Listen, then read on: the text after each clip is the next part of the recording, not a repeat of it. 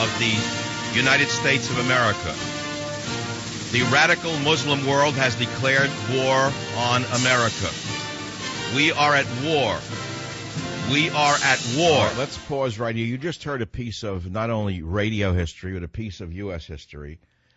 That was Michael Savage, 9/11, 2001.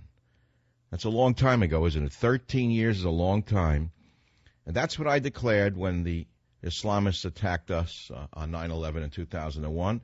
And today, thank God, although the day is not yet over, we have to thank the FBI. We have to thank the CIA. We have to thank DHS. We even have to thank those who strip search us at the airport of the TSA for keeping us safe today. I mean, how come we can't say that?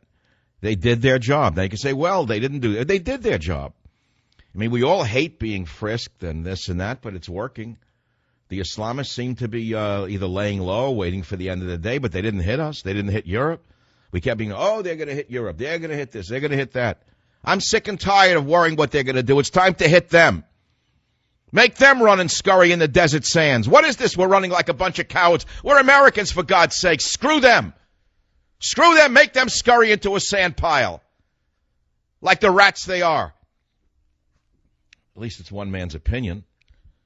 That's what I think. What is this with Americans hiding in their houses with loaded guns, waiting for them to come and get you? Go and get them. As George Orwell wrote in the 1930s during the rise of fascism, if a man comes to put a bomb in your mother's house, put a bomb in his mother's house first. Period. That's what the president should have said last night. He shouldn't have said, if you get us, we'll get you. What kind of nonsense is this? Get them before they get you. That's all. That's the whole story. I mean, we have the speech, all right. So those who don't like him are going to criticize it, and the sycophants loved it. The sycophants, oh, they loved the speech. They couldn't get enough of it. Bob Schieffer, a real reliable source, that one is. Bob Schieffer, a stooge, a government stooge, gushed over the Obama speech, representing a major change in American strategy. Then there were those who said this was closer to a Bush speech than anything Obama has said before. We'll play those later. Then you're going to ask me what I thought of the speech. The answer is I didn't listen to it. I swear to God, it's the first major presidential address that I didn't listen to. I know I was supposed to, but for some reason I didn't want to. I didn't care. I figured whatever he said didn't mean anything. I've reached a point where I don't even listen to what he says anymore. What he, the great God, the great Alinsky scholar is going to tell me this, that, whatever. Peace prize, this prize, we will destroy them, we'll eradicate them. More troops, no safe haven. Now going to arm ISIS allies in Syria. That really makes sense. That makes sense. Give weapons and training to the enemies of America in Syria and Colorado. Earliest snowfall on record in South Dakota. Did you see that in the Drudge Report? You hear this? No, notice Al Gore's nowhere to be seen. He's like a groundhog.